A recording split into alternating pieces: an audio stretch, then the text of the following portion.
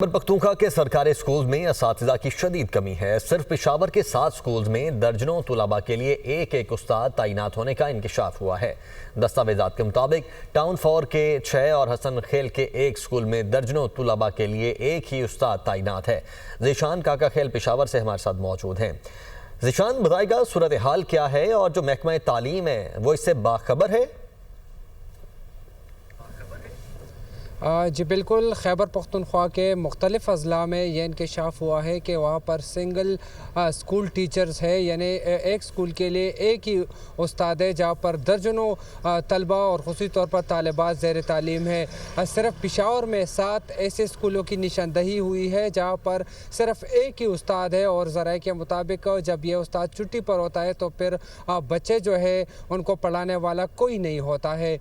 جو پشاور کے اسکول ہے اس میں سے ایک سکول حسن خیل ہے، یہ وہ علاقہ ہے جہاں پر پہلے سے ہی تعلیمی سہولیات نہ ہونے کے برابر ہے۔